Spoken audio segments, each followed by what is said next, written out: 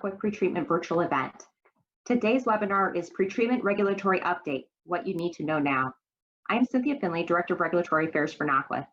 Other NACWA staff assisting with the webinar today are Toby Watkins, NACWA Government Affairs Manager, and Gunnar Gehrman, Chief Information Officer. Before we introduce our speakers, I want to point out a few important features on your screen. All participants are muted, but we strongly encourage your participation via Q&A. The Q&A icon is located near the bottom of your webinar screen in the toolbar. We will address questions after all of our speaker presentations, but please submit any questions or comments throughout the webinar. You can also use the Q&A feature to report any technical difficulties. You may also see a chat feature, but it has been disabled for today's broadcast, so please use the Q&A instead. If audio quality is an issue, backup dial-in numbers were provided in the confirmation email that you received. Finally, a link to the webinar recording and slide deck will be emailed to all participants on Thursday. I would now like to introduce the chair of NACWA's Pretreatment and Pollution Prevention Committee, Frank Dick. Frank is the wastewater engineering supervisor at the City of Vancouver, Washington. Frank will be one of our moderators for today. Frank, take it away. Hi there, welcome everyone who has joined us this afternoon and morning for us still on the West Coast. We had planned to be in Nashville this week for the NACWA Pretreatment Workshop, plus the training event. But as you know, we had to cancel the workshop due to the coronavirus pandemic. We do plan to hold the workshop in May 2021 in Nashville. So you can start planning now for attendance in person for that workshop next year. Although this pretreatment virtual event is not the same experience as the in-person workshop, we wanted to be sure you got some of the same information updates that you would have received at the workshop. Today, we will hear about regulatory updates from EPA, and tomorrow, we will get the latest news on PFAS. On Thursday, we will have a NACWA Pretreatment and Pollution Prevention Committee meeting to discuss current pretreatment issues. This committee meeting will be for NACWA members only, so please contact Cynthia Finley if you are a NACWA member and need the information for attending the meeting. Before I pass the mic forward, I'd like to express and acknowledge the interesting challenges of how the coronavirus pandemic has affected us in our pretreatment work. Most, if not all of us, have had to hold off or change the way we conduct things like inspections, sampling, and interactions with our regulated community. Just an example from the city I work in, our program, beer has been an issue with us, not the lack of it, but rather, unfortunately, too much of it. We have an industrial user who normally washes spent empty kegs. Now they've been asked by area restaurants and bars to offload full or partially full kegs of beer going bad and discharged to our sewer system. As we all know, beer has a high BOD content, and we've calculated we can accept no more than about 5,000 gallons per day in our 10 MGD system, given our current loadings. They had originally asked for discharge of about 15,000. So this is one of our lessons learned for the future history books in these times. With that, I would like to introduce the Vice Chair of the NACWA Pretreatment Pollution Prevention Committee, Carrie Britt. Carrie is the Pretreatment Manager at Narragansett Bay in Providence, Rhode Island. So over to you, Carrie. Thank you, Frank. Like Frank, I really miss seeing all of you like we do every year. And I hope to see most of you, or a good portion of you, next year in Nashville. As Frank said, we've all had difficulties dealing with this COVID crisis, and we've had to change things up the way we do things as well. And I'm glad NACWA has come up with a way to do this pretreatment conference virtually. With that being said, I'd like to say we have a great lineup of speakers today from the EPA. We appreciate their time and effort that they take to keep us informed and of any current regulatory issues. On the line today, we'll have Jan Pickerel, EPA's National Pretreatment Team Coordinator. She will be be providing updates on the National Pretreatment Program. We have Philip Flanders and Todd Doley from EPA's Office of Science and Technology, and they will be updating us on the Effluent Guidelines Program. We have Jeff Lake, National Program Leader for Water Reuse, and we'll be talking about EPA's Water Reuse Action Plan and how it relates to the pretreatment program. Please remember to use the Q&A function at the bottom of your screen to submit any questions for all of our speakers, and we should have plenty of time after the presentation for questions and discussions. Now I'll turn it over to our first speaker, Jan Pickerel. Jan?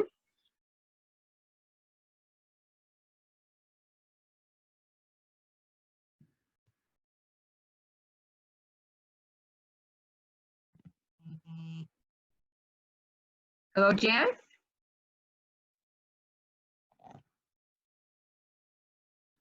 Okay, now I'm here. All right, thank you, Carrie, Frank, and Cynthia for inviting us to speak today as we all try to figure out how to operate in this virtual world. I first laughed when I read an email from NACWA advertising this virtual event because the subject line was actually titled From COVID to PFAS. And I knew right there that you'd probably have me speaking first and that I was supposed to give some background information and resources on what EPA has available for you all on the coronavirus. And so, whoops, let's go back a bit. Back. Darn, we're going the wrong way. We're going the wrong way. Help. Okay, there we go. All right. And so this is the front page of the EPA's coronavirus website. And what I think you'll mostly be accessing is under that middle column, information on drinking water and wastewater. But I digress. So, okay, now here's the topics that I'll be speaking about today. I'm going to give a short little thing about COVID. And then I will talk about two of the regulations that I introduced for you all last year because they were final regulations, but not yet in effect. That's the NPDES updates rule and the hazardous waste pharmaceuticals rule. And next is two rules that often get confused with each other, but they're very different, is CROMAIR and the NPDES electronic reporting rule. So, okay, so first off,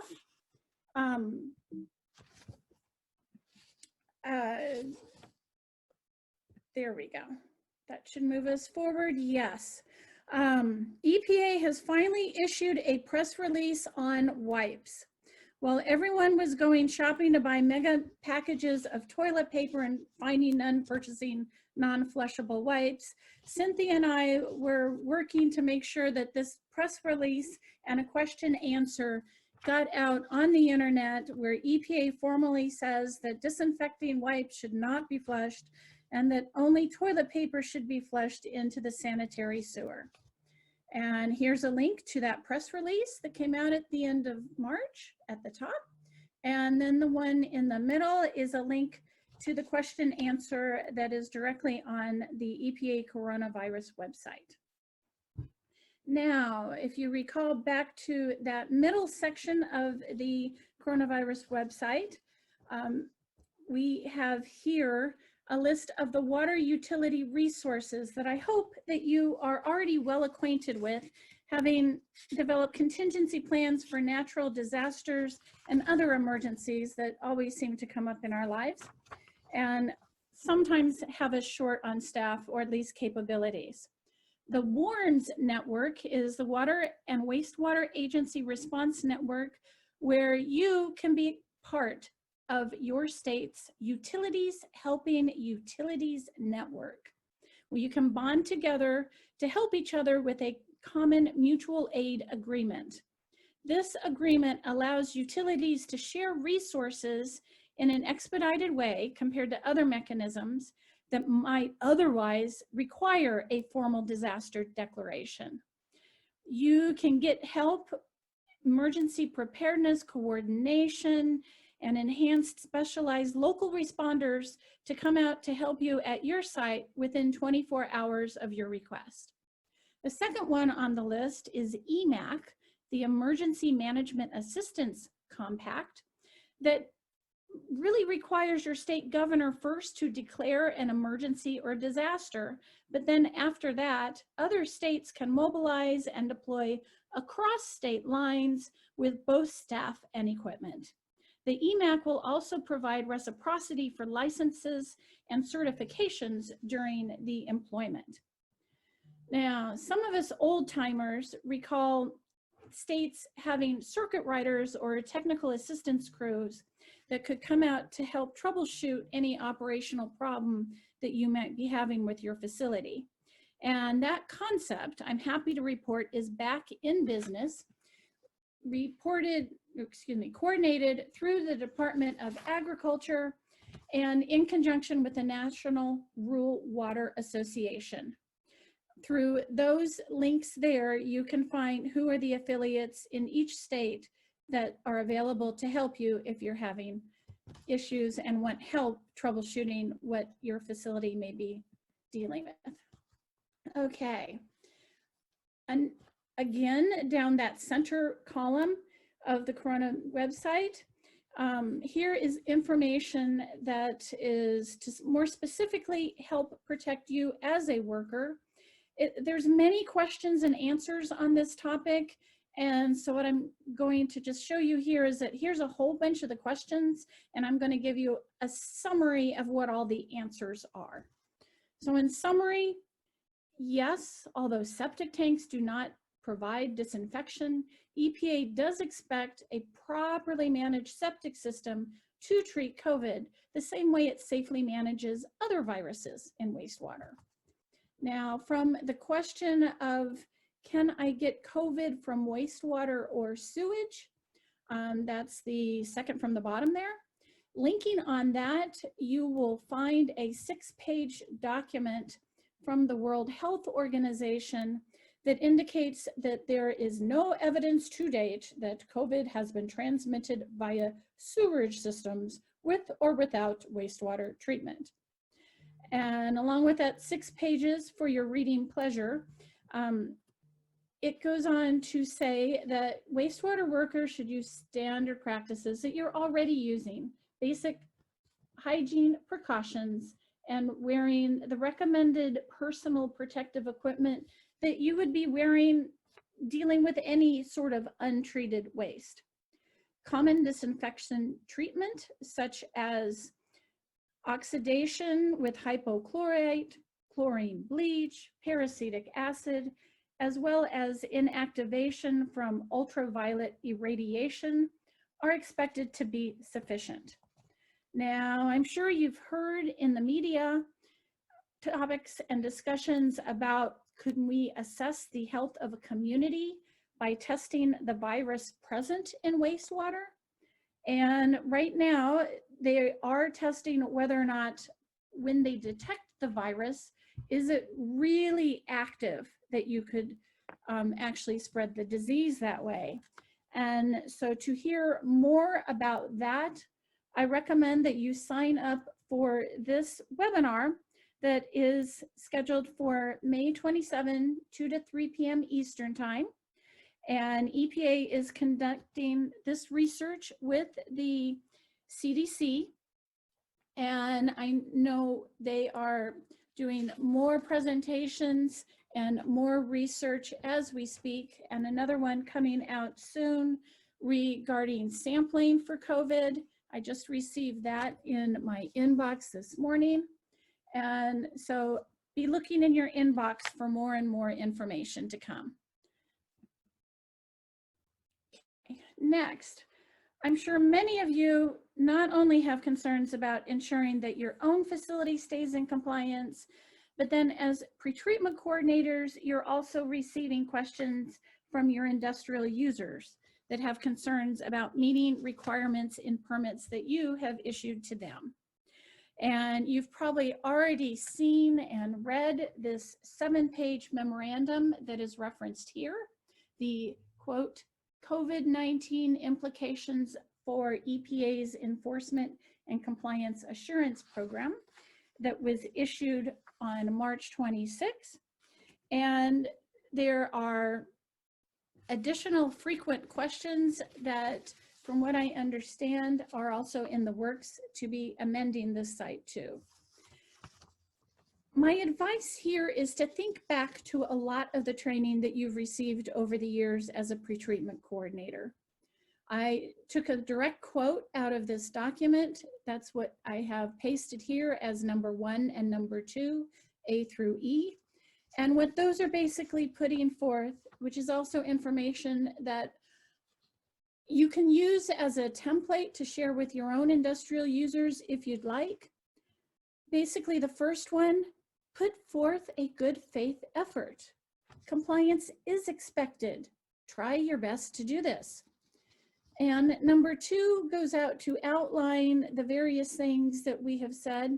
Document, document, document. Write down what happened, why it happened, what efforts you took to mitigate the situation, and tell us when you know something has happened. Communication is the key. While we at EPA cannot change state regulations, nor your municipal regulations, nor the permit you operate under, nor the one that you issued to your industrial users, we've outlined some things in this memorandum that you might consider for how you would operate your own program. But just think about it. When you're operating your facility, what would you like to know that would help you respond to something that is occurring at your plant? And communicate that to your industrial users. For example, you'd want to know if your industrial users change any chemicals, if they do a process change, if they're changing their discharge frequency or flow. Communicate all of that to your industrial user and tell them communicate and document and plan. Plan ahead. And on this last thing about planning ahead, that very last bottom document I have posted right there, Pandemic Incident Action Checklist. That document is something that you might want to start reading, because not only is that in providing things you can do during this time, but you might also think about things that are just good practices to do anyways. For example, it includes such things that you might tell your industrial users, such as authorize multiple people to sign reports. That's good in case anyone wants to go on a vacation. Okay, moving onward. The Water Infrastructure Improvement Act. I gave you a brief summary of this last year, that it's a new amendment to the Clean Water Act that basically helps municipalities, authorizes them to develop a plan that integrates wastewater and stormwater management. It also, and Jeff Leip's going to be talking about this further on in this presentation, it also includes projects to reclaim, recycle, or reuse water. But some of the very new news that has just occurred here is that the first municipal ombudsman has been named. And she just started work at the beginning of this month, and her name is Jamie Pizziali. And since she just began that role, she's still feeling her way out through what her role is, but she has a website up and running. And by the way, when she first came to EPA, she was on our headquarters pretreatment team. So she speaks pretreatment as well as green infrastructure and stormwater management. Okay, next, I said I was going to be talking about 2 different rules that were final by the time we met last year in Tacoma, but now are in effect. And this is the first of those. The NPDES applications rule is one where once it went into effect, we put out at this website a link to new application forms. Please check with your state if they want you to use those application forms or if they have different ones for you to use. Okay, next. is the regulation on the management standards for hazardous waste pharmaceuticals. And you can see here that it was final in February 22 last year. So we talked about it when we were in Tacoma, but the rule went into effect in August. Now you see the list of regulations there, and those regulations are really hazardous waste regulations. So you and your community may or may not be the agency that directly oversees this rule. However, this rule actually effectively is a sewer ban. This rule prohibits the sewering of hazardous waste pharmaceuticals. And essentially, that applies to healthcare facilities, and those regulations define at that location 266-505 the rules that the definitions of what is a healthcare facility, such as hospitals, doctors' offices, even veterinary clinics and pharmacies. All of them are now banned from flushing any expired or waste drugs. When we were set to meet in person here, we were also going to hear from some other NACWA members who were extending this effort in their communities to get the word out, to get more participation from homeowners, literally widening the view of household hazardous waste beyond paint and lawn chemical disposal to household hazardous waste disposal of waste pharmaceuticals. And so more information on their efforts will undoubtedly be coming soon. Now, on the last two topics, this slide on chrome air is a reminder slide. This rule has been in effect for a long while. It's 40 CFR Part 3. EPA Office of Water is not the one who, as the phrase goes, holds the pen on 40 CFR Part 3. That's the computer folks. But if you are wanting to start receiving reports electronically from your industrial users, there's really a two-part approval process. The computer folks will review that part of it, and then they will send me, your EPA regional coordinator, your state coordinator, an email essentially saying, okay, folks, we've reviewed this POTW's computer system, and it looks like it's up to par and in compliance with 40 CFR Part 3. And then you know that the next stage is working with us to ensure that the procedures part of your approved pretreatment program is modified accordingly to bring all your procedures up to speed, up to date, explaining how you are going to implement this receipt of reports in a new way. And last but not least, the NPDES electronic reporting rule. This rule is different from Chrome Air in that it actually identifies what information you all will be reporting to EPA or to your state permitting authority. This rule has been in effect since 2015, and many of you are already submitting your discharge monitoring reports and your biosolids reports electronically. But at the beginning of this year, February 28th, 2020, we actually began to doubt that we were going to be ready for you to start submitting your pretreatment annual reports starting at the end of this year. So we went out for a Federal Register notice proposing and asking for comments on extending that deadline. We accepted comments until April 28th, and we hope to publish our decision by the end of this calendar year. What we proposed was extending that December 21 date to 2023.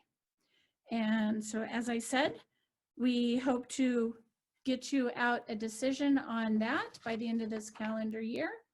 And in the meantime, here is my contact information and what I essentially look like when I've been going to the grocery store.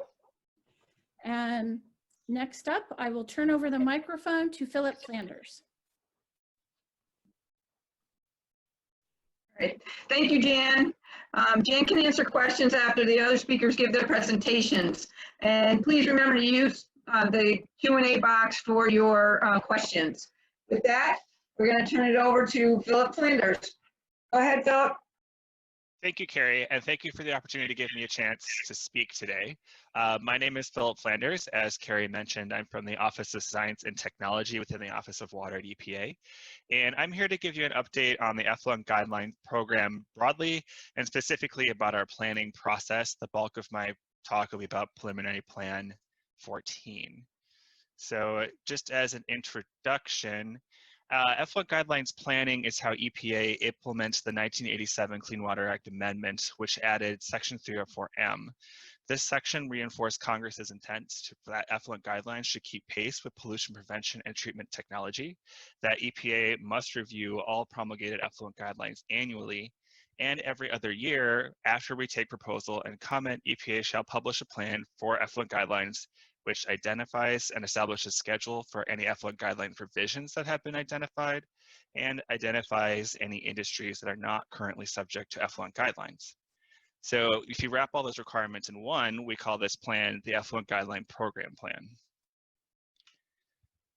We use a process that's essentially cyclical to write and review these plans. At the start, we solicit stakeholder recommendations on what effluent guidelines or industrial categories we should be looking at. We conduct screening level analyses that review pollutant discharge data by point source category. Based on those two things, we'll publish a preliminary plan that identifies any categories that we choose for further study. Preliminary plans have an open public comment period during which we collect public comments. Those comments inform our decision on if we should do further research or further stakeholder outreach on any individual industrial categories. And based on that, we decide on which categories we might identify for detailed study or potential guideline revision or new guidelines. Those decisions are then published in the final plan or finalized plans.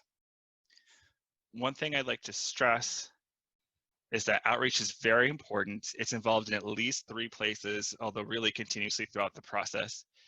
Initially at the start, when we decide what analyses we should do and what industries we should look at in the public comment period, the formal public comment period, and when we do stakeholder outreach as we do our preliminary investigations. I just wanted to show this too, because this sort of shows a flow of how we review existing effluent guidelines and decide if we should do a revision or not. So it takes the form of a screening level review where we look at all industries typically, then we might decide to do a preliminary category review, which looks further into more information that's available to us. And then we may decide to proceed to a detailed study. And then the common point here for my presentation is that all of these findings and decisions are reported in our Effluent Guideline Program Plan. Essentially, at any of these decision points, we might decide that no further action is necessary for a particular category or industry, that we should continue to study and look at further information in order to make a better decision, or we may identify an effluent guideline for rulemaking revision or for new effluent guidelines. Again, that's all reported in our program plans. So to give you all an update, our most recently published plan was Preliminary Effluent Guideline Program Plan 14. This is where we currently are in the planning cycle. Effluent Guideline Plan 14 was published in October 24th, 2019. Its public comment period ended on November 25th of 2019. And I just want to point out that we've been changing some things about the plans, in particular the naming convention. We used to name them based on the years, but it kind of got off cycle in terms of what years things are being published versus what was in the title. So we've now gone on the number of plans that we've published throughout the history of the planning process. The most recent final plan, which was final 2016 plan, was the 13th we have published. So our next planning cycle is the 14th cycle, hence why we're calling this one Preliminary Effluent Guideline Plan 14. So the contents of Preliminary Plan 14 were these 3 broad topics. There's one ongoing rulemaking within the effluent guideline program. There's a number of reviews of industrial wastewater treatment technology. That's that screening level review process I referred to earlier. And we provided updates on ongoing studies and detailed studies that are going on within the program. So the ongoing effluent guideline rulemaking that you're probably familiar with is our potential revisions to the steam electric power generating category. We published a proposed rule in the FR on November 24th of 2019. That comment period was opened until January 21st of this year. EPA has proposed to reconsider the limitations, that's both BAT and PSES, for flue gas desulfurization wastewater, bottom mass transport water, and bottom mass transport water. We are intending to publish a final rule within 2020. We've also determined and announced in preliminary plan 14 that no other categories warrant revisions or novel effluent guidelines at this time. So reviews of industrial wastewater treatment technology is a term that I use as an umbrella for other projects that are going on within the division, within our program, that are not necessarily a revision or a study. So for example, we are developing effluentations guideline database, which we're very excited about. This will hopefully eventually be a web application that you can use to search for the regulations for point source category information, and allow you to make comparisons between ELGs, including look at all the different regulatory levels and technology bases that they were based upon. Another project that's ongoing is a review of nutrients in industrial discharges. This is a cross-industry review that utilizes DMR and TRI data and looks at nutrient discharges across industries. And in particular, in this past cycle, we looked at pulp and paper and the meat and poultry products industry.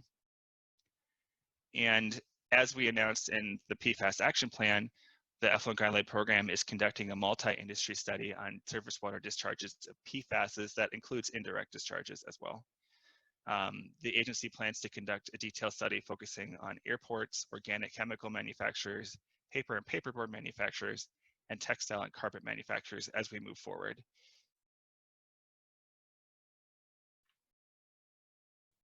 Additionally, our industrial wastewater treatment technology, or IWIT, database is still available to the public. It's been available since January of 2018. It's at that epa.gov/IWIT address. It is a useful compendium of information about performance of treatment technologies that we have gathered from peer-reviewed published articles, and we continue to increase the number of articles that are available through that platform. Additionally, following that database work, we've piloted an industrial wastewater treatment technology review process. So this is a new review methodology that will allow us to gather information earlier in our screening process on industrial wastewater treatment technology capabilities. For example, which industry could install a particular technology, what pollutants it could treat, and maybe some sort of ballpark information on costs. Well, we received a lot of comments in the past that we do not consider technology information early enough in our review process. And then, so we're working to find better ways to use that information. Additionally, we conducted an economic screening analysis. This was a screening level prioritization based on economic factors that focused on 3 industrial sectors: manufacturing, mining, and utilities. The thought here being we may be able to prioritize some industries over others based on their economic health. We provided updates on ongoing studies that were going on within the effluent guideline program. That include our detailed study of the petroleum refining category. In preliminary plan 14, we announced that the EPA is concluding our study of the petroleum refining category. We exhausted the available data and chose not to continue that study. We also gave an update on the detailed study of the electronics, electrical components category, which is a study that is intended to identify the population of facilities and review manufacturing techniques, chemical use, treatment technologies, and industry changes since the promulgation of that industry. I know we've received many comments from pretreatment coordinators and NACWA about this category, so thank you for that input. And lastly, we provided an update on the study of oil and gas extraction wastewater management. In May 15th of 2019, a draft study report was published that you can view upon EPA's website, and we are continuing to work on how to finalize that report.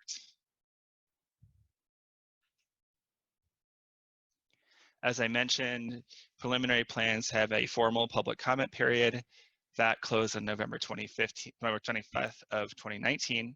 We received 17 unique comment submissions, comment letters, of which 10 we felt were substantive. Commenters consisted of trade groups, environmental organizations, and public citizens. And I'll say that the popular topics we received in comments was on the PFAS study, including both general support of our efforts to look into PFAS and support for development of a method for PFAS in wastewater. We also received comments on the review of meat and poultry products, also known as slaughterhouses. That was a popular topic, and just the nutrients review in general. As I mentioned, we consider public comments when we develop the finalized versions of our effluent guidelines plans, and that is very important. We also provide a comment response documents in the docket for the finalized plan. So where we currently are is we are working to develop that finalized effluent guidelines plan 14. We hope to publish that this fall in order to have it out within a year of the preliminary plan, and that is what we're working on now. I appreciate any feedback either at this point or via our website, which is shown here, or you may email me directly. Thank you, Philip. We'll now get some additional effluent guidelines updates from Todd Doley. Todd? Hello, everyone. Let's see. Okay. So I just want to make sure I can advance the slides. I'm not seeing the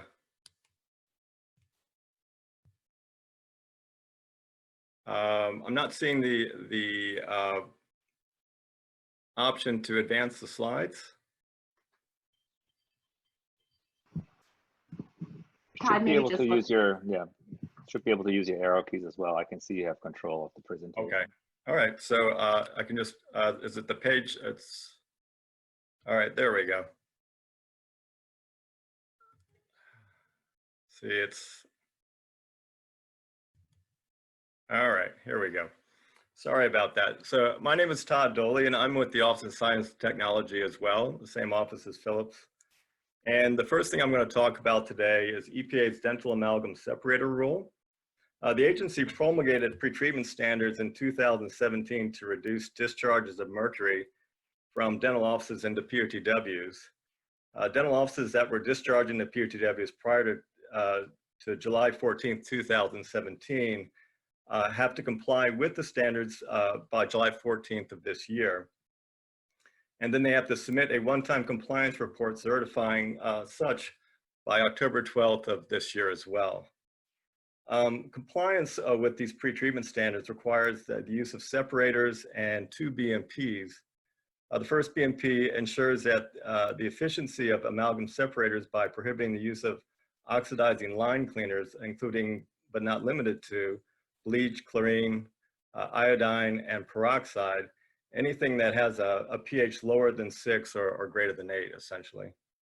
The second BMP simply prohibits the flushing of waste dental amalgam into any drain.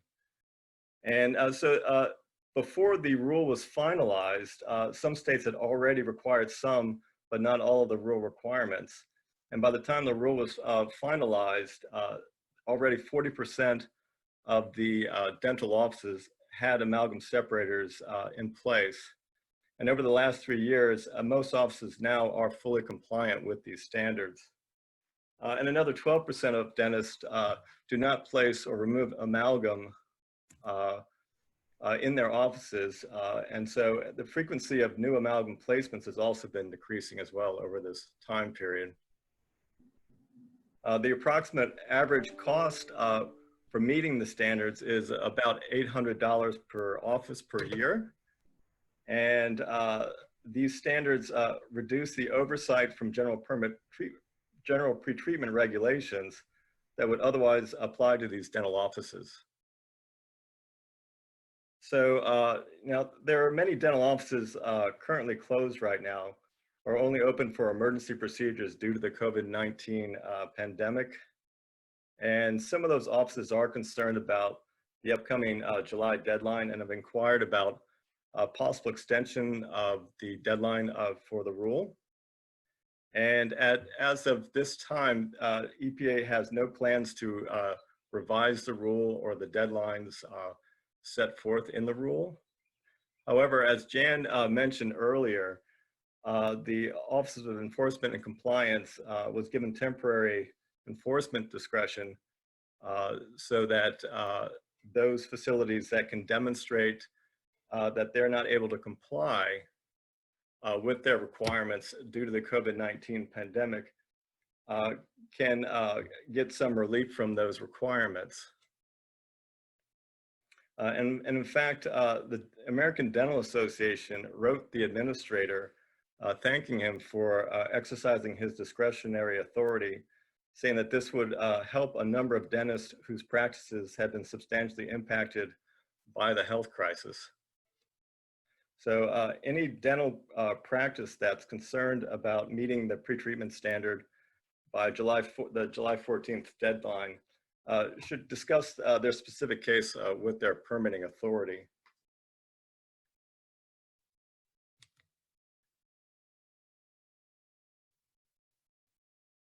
Okay, here we go. So the next thing I'd like to talk about for a few minutes is EPA's National Study of Nutrient Removal and Secondary Technologies.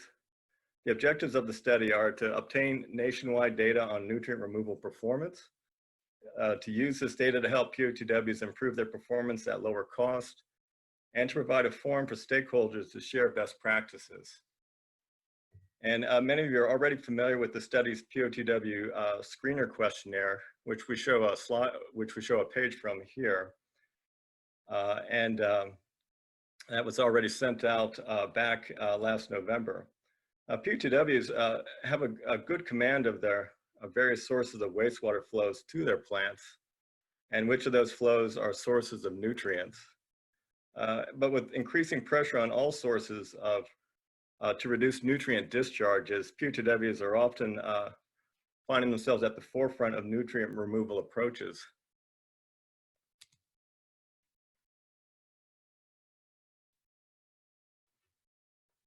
So here we go. And here's another page from the questionnaire. And as I mentioned, the questionnaire was fielded last November to all POTWs. And thanks to their efforts by states, trade associations, and plant operators, EPA has received survey responses from 49 of the 50 states. Remarkably, responses were received from more than 150 of the very smallest POTWs, those serving populations of 750 or less. And almost 40% of our responses so far have been from plants designed for 1 million gallons per day or less. While 14% of the responses indicate they've used advanced treatment processes to control nutrients, more than 80% of the responses so far indicate high nutrient removal performance on par with biological nutrient removal.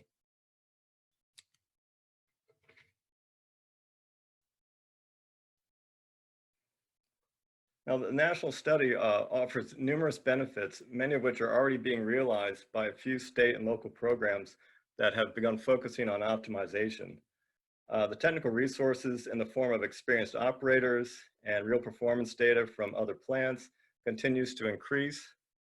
Other resources that are becoming available are low-cost training opportunities, equipment loans, and webinars. There's cost savings from reducing energy demand, lowering chemical usage, and avoiding massive capital upgrades. And these are benefits, essentially financial benefits from focusing on optimization. And in fact, some POTWs have achieved such low nutrient discharges, they've avoided the need for implementation of nutrient limits in their permits.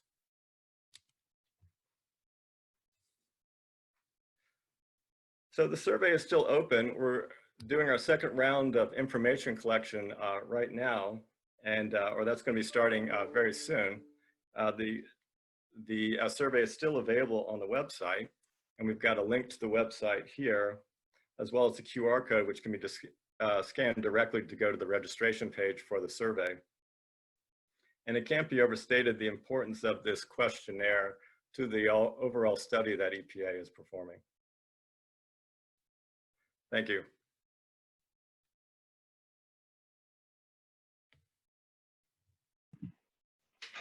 Thank you, Todd. Now Jeff Leif will talk with us about water reuse, and then Cynthia and Frank will give us some follow-up remarks about NACWA's work on some of the issues discussed today.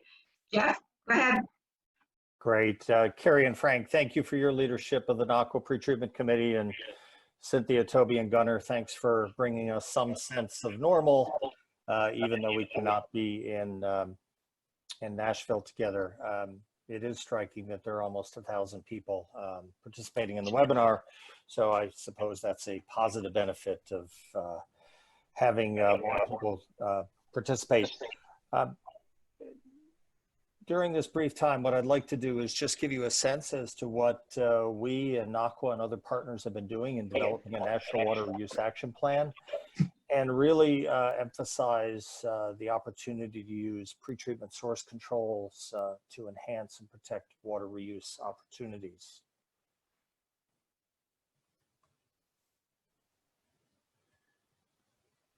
Gunnar, I may need your help on advancing.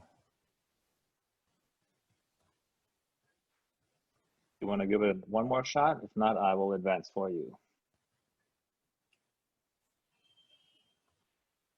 Neither the cue at the bottom or my forward key seems to work.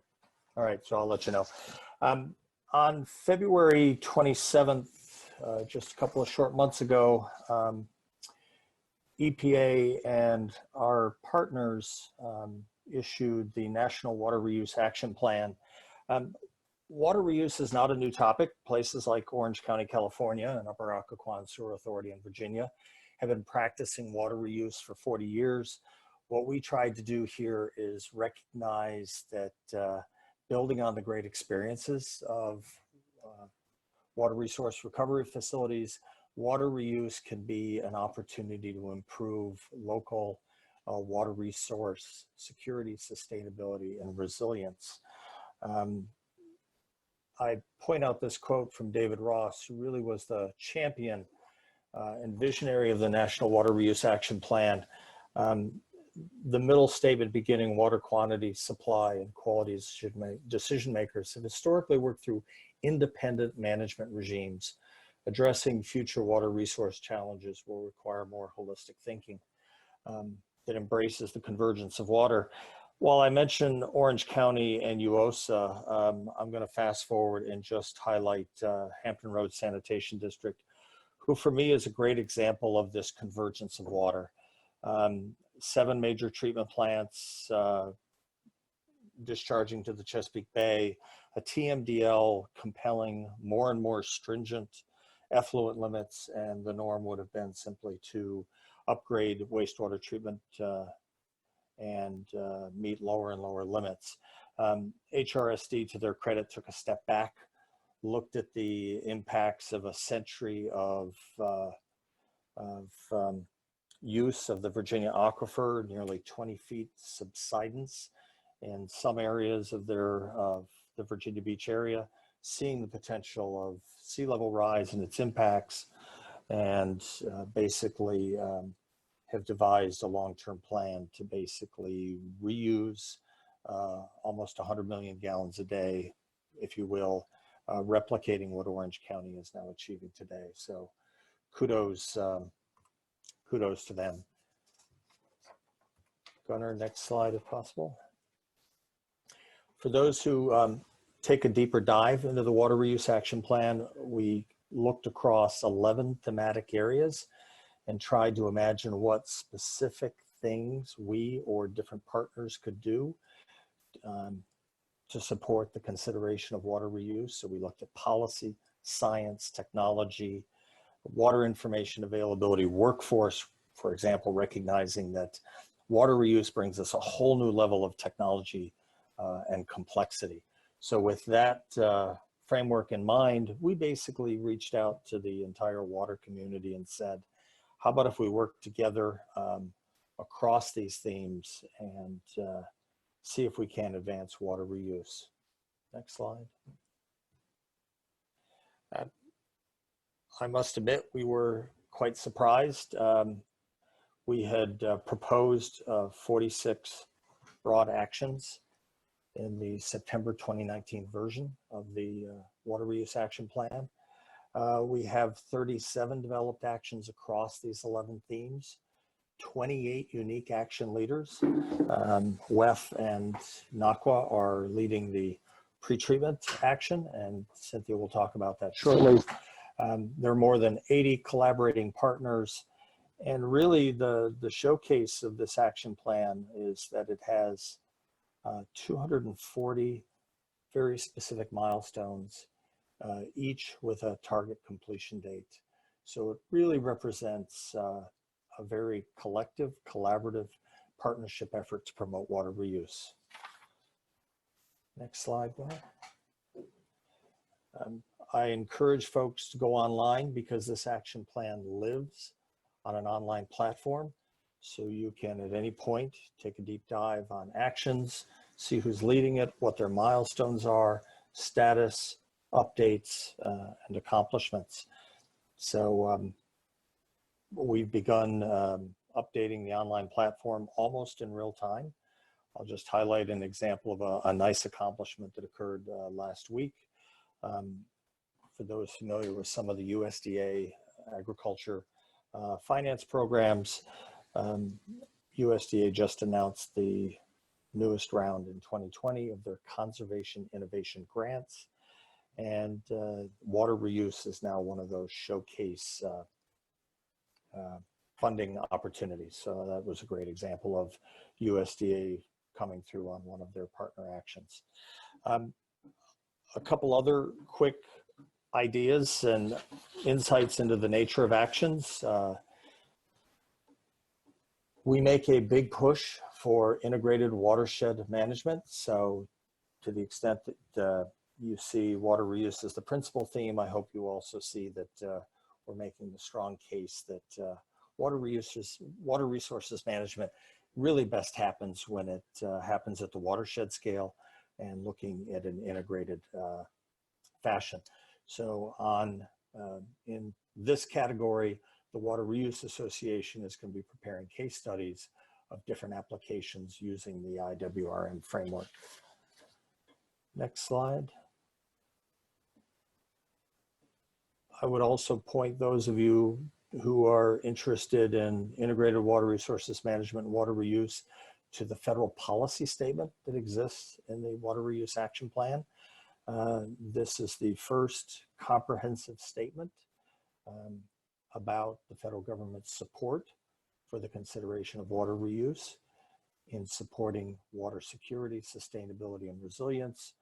And Dave Ross, our assistant administrator, just last week or the week before, sent a memo to the regional administrators emphasizing the Office of Water and EPA's support for water reuse as well. Next slide. This is an example of what an action looks like in the print version of the Water Reuse Action Plan. This will be the setup for Cynthia to come back and talk a little bit about NACWA's leadership of Action 2.2.4, which is basically asking the question, how can we enhance your pretreatment programs to support water reuse opportunities to the extent that that's a pursuit that your water resource recovery facility is undertaking. Next slide. Just a brief story. As we were developing the Water Reuse Action Plan, there were 10 strategic themes, and the United States Department of State came forward and said, well, we'd like to take the lead on a whole new action area on taking the Water Reuse Action Plan global. And State Department's done an amazing job of doing that. And back on World Water Day on March 19th, the State Department hosted Lynn Spivey from Plant City and Ted Hennepin from Hampton Roads, where each of them talked about their utilities' efforts to basically pursue aquifer recharge and recovery as a form of water reuse. And next time you're picking up those fresh Florida strawberries, take a look at the label, and it's highly probable that you will see that they are from Plant City, Florida. And Lynn would tell you that many of those are irrigated from reclaimed water. Next slide. This is for Cynthia, just the setup for her to talk a little bit about NACWA's leadership of the action on pretreatment and how pretreatment program tools, source control strategies can be applied. Are there experiences among utility members, NACWA members that are beneficial, and how do we share that information? So again, Cynthia, thank you for hosting this, and I hand it off to you to talk a little bit about your folks' efforts. Thank you, Jeff, and we certainly appreciate your attention and enthusiasm for water reuse and all the time and effort you put into this. Jeff mentioned the pre-treatment action item that's in the water reuse action plan, and NACWA is leading that along with WEF. We are focusing on the municipal side of that. So we formed a work group that has had an initial kickoff conference call. We invite other people to join that work group too. It's not necessary to be a NACWA member. So if reuse and pretreatment's role in reuse is something that you're interested in, please feel free to give me an email or a call, and we'd be happy to have you join us in this. So what our group is doing is looking at those questions basically that Jeff had up there on the last slide, looking at what POTWs can do or are already doing with their pretreatment programs to assist in water reuse. And what we'd like to do is document this and disseminate the information in some type of online library or conference presentations, in webinar format. We've had a great turnout today, so it's definitely a good way to get information out to people. But our work group will continue to look at this, really examine what other utilities have done, and try to collect all that information so that when other utilities start to look at reuse, they can have these resources and not have to start from scratch. Another action item from the action plan that we are very interested in is the pharmaceuticals action. You can see it here listed on the slides: to align policies and communication tools to promote best management of unused and expired pharmaceuticals to support water reuse and recycling. Pharmaceutical takebacks is something that many NACWA members have been involved with over many years. We're seeing some success with that now, where rules have been changed, programs have been set up to make it a lot easier to drop off your unused pharmaceuticals in a secure location, trying to keep people from flushing them down the toilet and contributing to the pharmaceutical concentrations that are in wastewater. So one of our NACWA members in Los Angeles County Sanitation District with Sharon Green is heading up that work group, and that's another one that definitely invite you, if you have an interest in, feel free to contact me. I can put you in contact with Sharon as we start to work on that, and try to be able to get that message out to everybody in the country that unused pharmaceuticals should not be flushed down the toilet. And of course, we all know other things shouldn't be flushed down the toilet either. We've been working on wipes for many years, and Jan mentioned that EPA has been trying to get that message out as well. And now I would like to turn things over to Frank, who'll give us a brief update on what has been happening in the world of wipes, which NACWA has been working on for many years. So go ahead, Frank. All right, thank you. Just a few remarks. The first item there for Washington State's labeling bill. Washington is the first state to pass a law related to wet wipes. It's a labeling law for baby wipes, household cleaning wipes, and other personal care wipes. It does not include adult toileting wipes that we commonly see marketed and on store shelves as flushable. We intend to introduce further legislation at a further time to deal with that.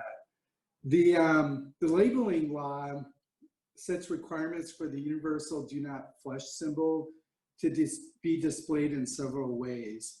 First, it must be on the front face of packages that you see on store shelves. Second, the symbol must cover at least 2% of the front face of the package area. It doesn't sound very big, but it is fairly prominent. And then third, it must meet a high contrast standard so it's easily visible when a person's looking at that package. The law goes into effect July 1st, 2022. And as I noted before, the law is silent on the standards for what's considered flushable. And we hope to address that in the next few years. So I kind of take this as a baby step in moving toward at least getting better labeling practices out there from wipes manufacturers. California is currently working on pretty similar legislations as to Washington state's. I think we're going to see even larger size requirements for that symbol, and there possibly could be a required education outreach element to California's legislation. And we should possibly see that later this fall in terms of legislation moving forward. And then lastly, Cynthia might want to chime in too, but I think we all know there's been a lot of media coverage related to issues of clogs and other issues with wipes in our sewer systems. Also, I've heard a bit about particularly face masks and gloves being a problem in sewer systems as well. I don't know if you have anything else you want to add to that, Cynthia. Otherwise, we can go into. Yeah, I'll just add quickly that utilities are doing a great job of trying to get the word out. We've seen a lot of great examples, utilities doing public information, public education campaigns to try to educate people to not flush wipes. We've been collecting some of those. Some utilities are willing to share those, so we're working on a way to get those out to people through a website to have downloadable materials for utilities that need to have that type of information. Also, we will be planning a webinar focused on wipes and other flushable products for sometime in the next couple of months, so we can cover in a lot more detail this type of information then. Great, thank you. I think we're ready to move into our question and answer session. Remember to use the Q&A box to answer questions. Carrie and I will keep an eye on that box and moderate the questions for speakers. So I'll let Carrie, if you could maybe throw the first question.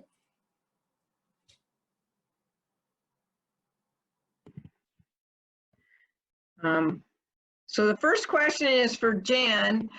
So for FOG software modules such as Linko's Pump Out Manifest Portal would require Chromier from either the FSE or the grease hauler, depending on who is submitting the pump out report. Or would that be the pretreatment program receiving the report?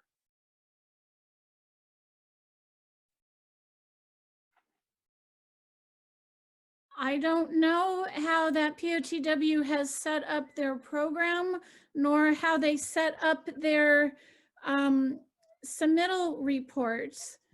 So I really don't have that I don't have really an answer for you.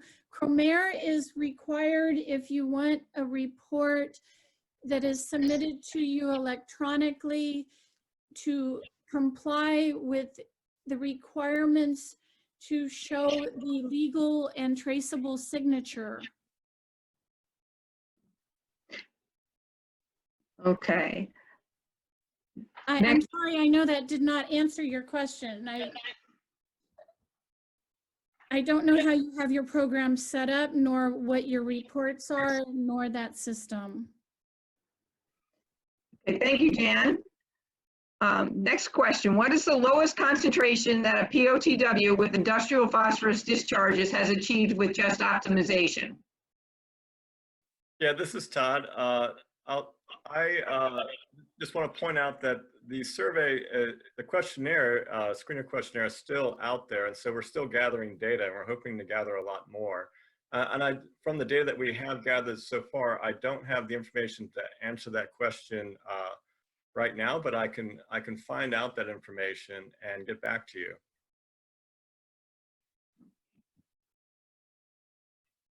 Let's see. Thanks, Todd. No problem. Here's another one for you. Todd, are you saying that control authorities will be enforcing the DAR should the dental offices aren't meeting the requirements?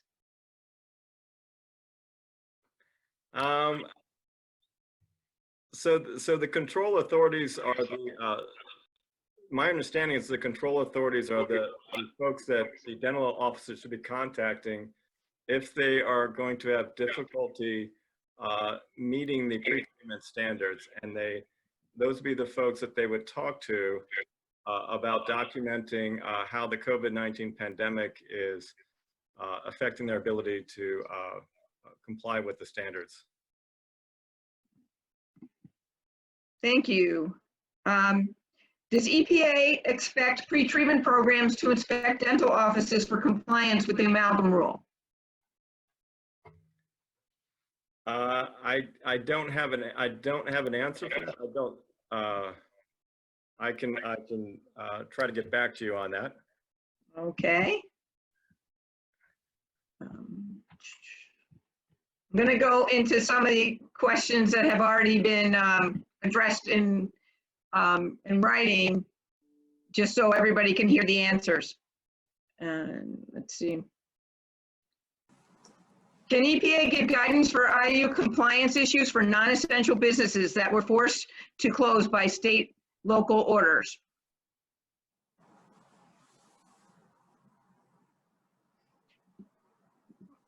Janet said that you should contact your local control authority on that. Here's a question regarding, another question regarding Cromier. What about the Attorney General certification portion of the application?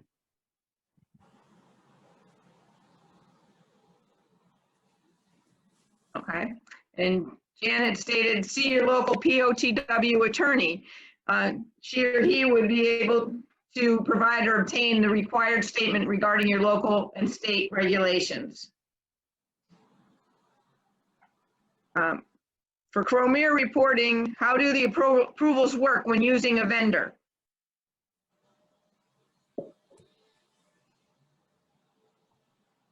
Well, they still go to, this is Jan. It's still the two-part approval process, as I explained earlier, that we have the computer folks that are in the Office of Environmental Information that review the computer system and then zap an email over to the approved state and regional pretreatment EPA coordinator, as well as myself, and that the computer system is compliant with Cromier, and then same as any other pretreatment program modification that you request, you work that out with your approved state or regional EPA office. You submit the amended portions of the procedures part of your program, and your program then gets modified and approved so that you can start implementing electronic reporting to you. Okay. Thank you, Jan. I got a text question for, is EPA extending the dental rule? Yeah, this is Todd. Now, at this time, we are not extending the deadline for the dental rule. However, there is a remedy for those facilities that are not able to comply with the standards by July 14th if it's due to the COVID-19 pandemic. And that is essentially, that's addressed by the OECA memo that came out in March 26th. Thank you. How long does the Cromier certification process take currently?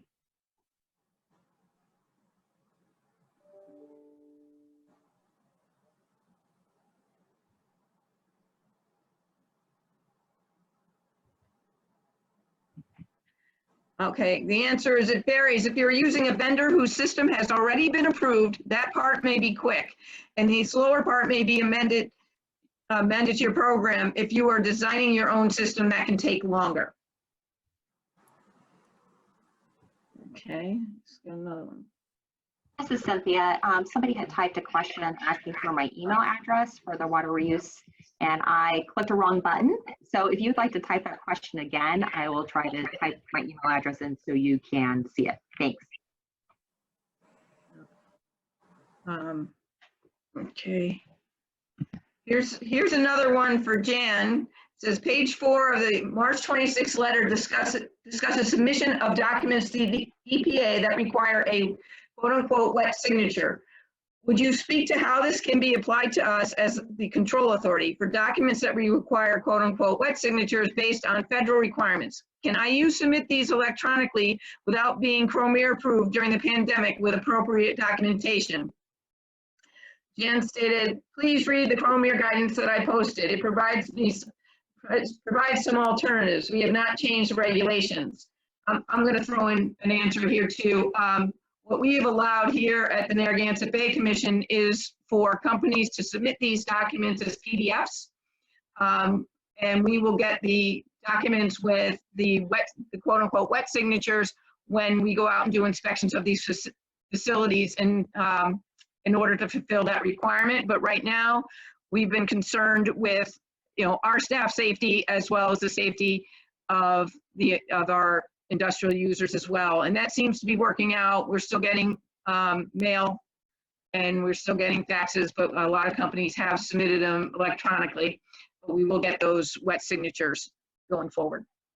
Yeah, thanks, Carrie, because there's no one answer that we can give for each of your localities, because we don't know your local regulations, your local enforcement response plan, your state regulations. We don't have a national answer to how each of your local requirements may impact this.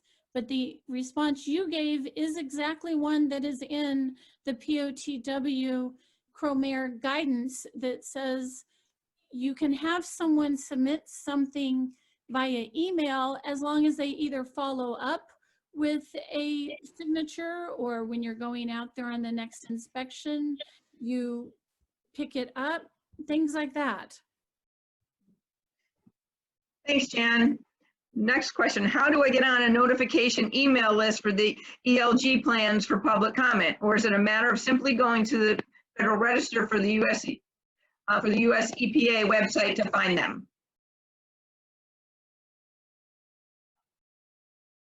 And yes, this is Philip. Thank you. I said it was totally fine if you want to go ahead and email me, flanders.philip@epa.gov. I do maintain a distribution list of people who receive an email from me when those go out. But that information is also available on our website.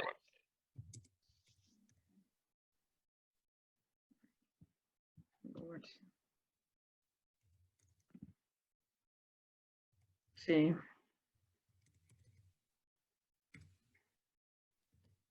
Let's see, I'm gonna,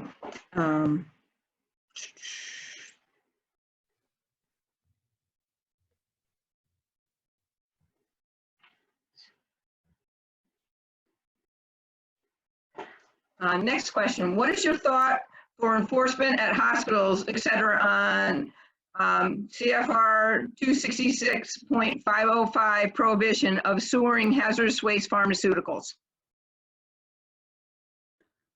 Contact whoever is enforcing the hazardous waste regulations in your community and state.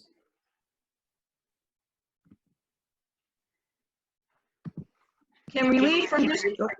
And are you saying that they should be in charge of enforcement for this? It is a RCRA regulation. So I would think the people that would be enforcing the regulation are whoever is enforcing RCRA in your community.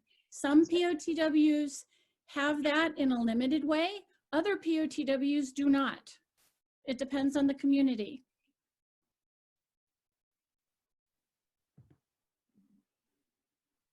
Thanks, Jan. Can relief from discharge monitoring requirements specified in 40 CFR 403.12G be given for SIU hospitals with COVID patients?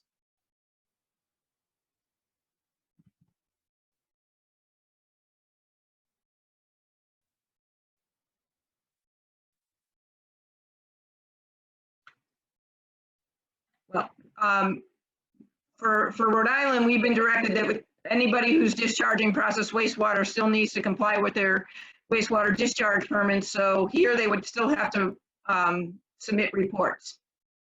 I don't know if EPA has a response to that. I did not even understand the question. Okay, so somebody's asking if discharge monitoring requirements can get be relieved for hospitals that are SIUs that have COVID patients. So they're looking for regulatory relief for their SIU hospitals. Please see your enforcement response plan. Hospitals are not universally declared to be significant industrial users. Mhm. So you need to review your enforcement response plan. You're asking if they can be relieved of reporting requirements, and that is what you as a control authority are being asked, and to implement your program.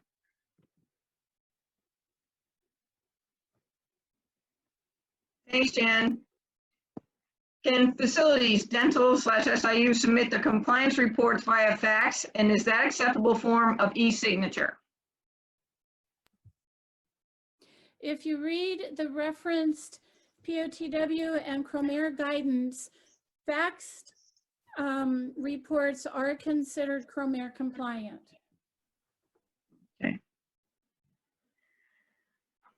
Do you have guidance on offering incentive programs to reduce loadings for industries not regulated but contribute nutrients to WRRFs?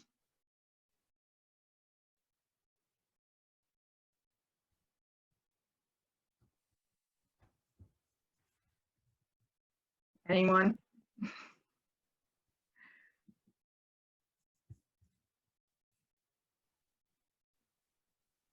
Hopefully somebody can get back to you on that.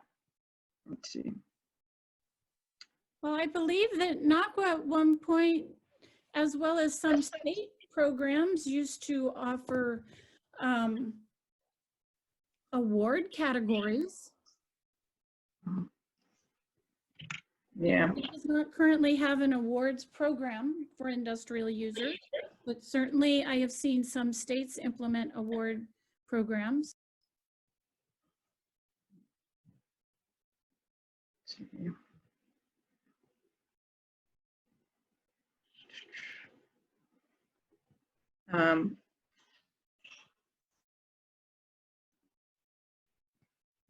Okay, asking about Cromer approval.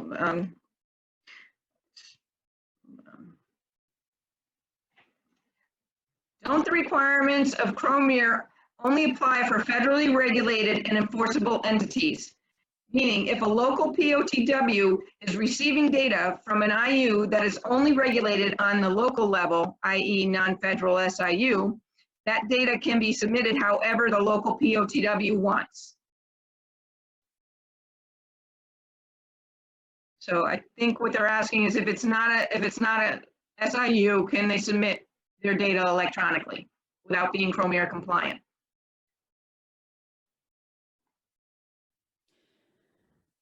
If you are requiring someone to submit something so that you can comply with your program and not cause pass-through interference, I would think you would want to potentially enforce if they are non-compliant, because you need them to show their whatever it is that they're doing and submitting.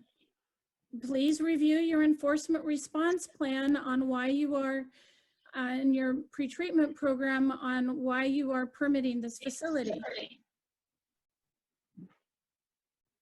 Thanks.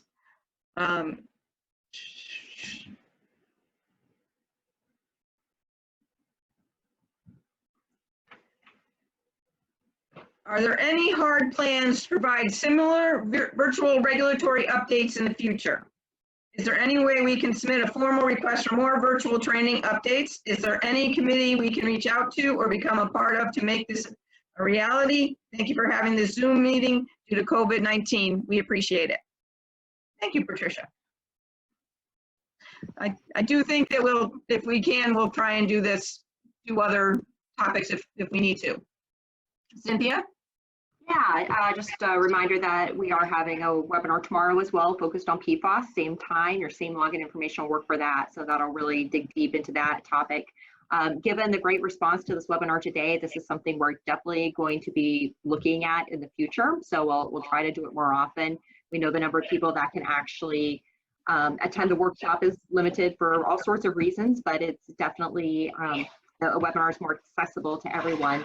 And even after this quarantine, lockdown, et cetera, is finished, I think we'll be looking at this platform to help get these updates out to everybody more in the future. So I'm glad it's worked for people today.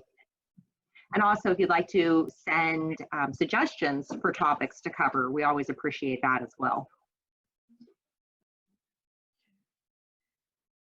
Here's a flushable question. Why has it taken so long to remove quote unquote flushable from wipes that we've always known are unflushable? That's a deep question there. We have, like I mentioned before, been working on the flushable issue for a long time. In 2008 is when NACWA and WEF first started working on it together. It's a really complicated issue, a lot of technicalities there, a lot of like legal questions about trying to remove that flushable term from packaging. The District of Columbia actually passed the first wipes law in the nation, not a state obviously, but the first jurisdiction that passed the wipes law. And it did try to put restrictions on if that term flushable could be used on a package or not. They got sued by wipes manufacturer Kimberly-Clark. DC hasn't finalized its regulations, so the law isn't really in effect anyway because they haven't done those regulations. But it is a complicated legal issue. A judge did give Kimberly-Clark a preliminary injunction on the law as the regulations were developed and raised several different constitutional issues related to that labeling requirement. So it's something that we're continuing to look at. Washington state law is a great first step to try to get those non-flushable products labeled clearly because we do find those more often in the sewer system, and most of them are so strong that they really will cause more damage to pumps and other equipment than the flushable wipes. So we do see that as a really good first step, and we are going to continue to work on the flushable issue. Thank you. Are there areas using reclaimed wastewater for irrigation of landscape or consumption crops testing now for PFAS? Or is this a question for tomorrow? Thanks, Carrie. Let me start broad for a moment in terms of what we say in the Water Reuse Action Plan. We identify 5 big categories of potential sources of water for reuse. Certainly municipal wastewater, industrial process and cooling water, stormwater, agriculture runoff and return flows, and oil and gas produced wastewater. So those 5 big buckets of water represent about 350 billion gallons a day of either discharged or used water that has the potential for reuse. And of course, in the broadest sense possible, reused water can be used for any one of those purposes as well. So the first half of the question, are people using reclaimed water for landscaping and irrigation use? Yes. That is a pretty common practice in different geographies. EPA has been working with states on a PFAS action plan that's going to fundamentally improve our knowledge of PFAS, the detection methods available for PFAS, and the risk assessments that tell us when PFAS may be at concentrations that pose risks. For purposes of water reuse, I think it's still an emerging question of how best to measure, account for, and determine whether or not a risk exists. And that is part of our long-term effort to develop appropriate fit-for-purpose specifications. So I think it's part yes and a part a question for tomorrow. Thanks for asking that. Thanks. It appears that most contracts and regulatory reports, drinking water, stormwater, allow for signed PDFs to be submitted by email, except for the pretreatment program. Do you foresee the pretreatment program moving in this direction to make it easier for people to submit reports and for agencies to store data?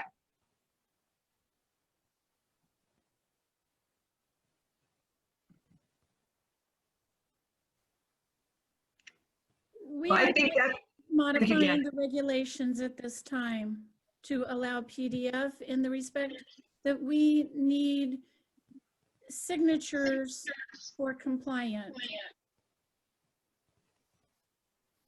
Many of the PDFs that you are seeing are being followed up with a different type of mechanism in order to ensure that a qualified signature has submitted the reports.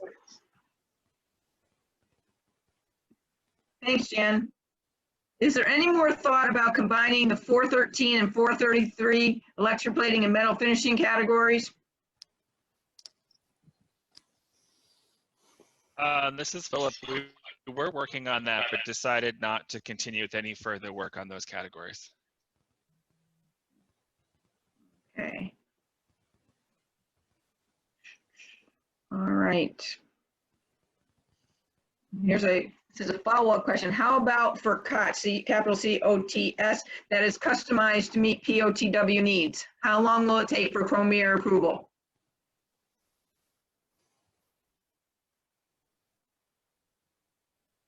You need to talk to the Office of the Environmental Information regarding what they need to have submitted.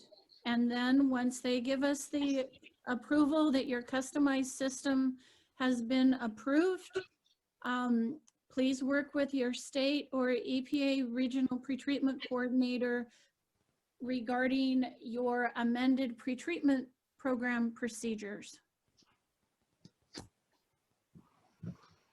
All right, thank you, Jan, and thank you to our moderators, Frank and Carrie, and all of our speakers today. This is a lot of information in a fairly short amount of time, and I think it's been helpful for everybody. We will take a look at the questions. We'll be able to see those after the webinar and see if there's any that we weren't able to get to that we may be able to answer through another format, or feel free to contact the speakers if you'd like to ask them a question directly. Just a couple of things to wrap up here. First, you can see now that NACWA does have more conferences and events scheduled. As a reminder, we do that PFAS webinar tomorrow, same time today, same login information. For NACWA members, we do have our pre-treatment committee meeting on Thursday, also at 2 p.m. Eastern. So if you're a NACWA member, you haven't gotten the information for that, feel free to contact me. That's, again, Cynthia Finley at NACWA. We would like to thank our sponsors for today's event. Trying to get to them, here we go. These sponsors are for our conferences, and they're now supporting our virtual events as well, since we can't meet in person, and we really appreciate that. So again, final thank you to everyone who asked questions. That was a huge number of questions today. I'm glad we were able to get to them. Thank you to all our speakers for your presentations and for answering them. And this concludes today's webinar. Thank you.